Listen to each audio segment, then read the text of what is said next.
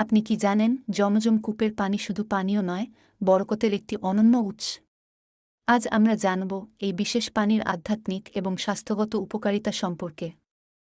জমজম কূপ মক্কায় অবস্থিত একটি পবিত্র কূপ, যা মহানবী হজরত ইসমাইল এর জন্য আল্লাহ তায়ালার এক বিশেষ দান। এই পানিকে ইসলামে বরকতময় এবং শিফার উৎস বলা হয়। জমজম পানির বিশেষ কিছু বৈশিষ্ট্য রয়েছে, যা শরীর এবং মনের জন্য উপকারী। যেমন: ১. এটি প্রাকৃতিকভাবে বিশুদ্ধ এবং ক্ষতিকারক ব্যাকটেরিয়া মুক্ত। ২. এতে উপস্থিত খনিজ উপাদান শরীরের ইলেকট্রোলাইট ব্যালান্স বজায় রাখতে সাহায্য করে। ৩. এটি ইমিউন সিস্টেমকে শক্তিশালী করে এবং মানসিক প্রশান্তি দেয়। জমজম পানি খাওয়ার সময় একটি বিশেষ দোয়া রয়েছে, যা আপনার অভিপ্রায় পূরণে সহায়ক হতে পারে।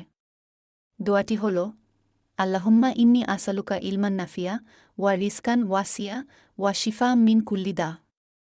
এর অর্থ হল, হে আল্লাহ, আমি আপনার কাছে উপকারী জ্ঞান, প্রশস্ত রিজিক এবং সকল রোগ থেকে আরোগ্য প্রার্থনা করছি।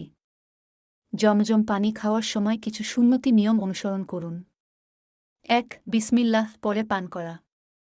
২. ৩ ঢোকে পান করা। ৩. পান করার সময় নিজের অভিপ্রায় মনে করা। জমজম পানির বরকত গ্রহণ করতে ভুলবেন না। নিয়ম মেনে পান করুন এবং দোয়া পড়ুন। যদি ভিডিওটি আপনার ভালো লেগে থাকে, তবে লাইক, শেয়ার এবং সাবস্ক্রাইব করতে ভুলবেন না। ধন্যবাদ।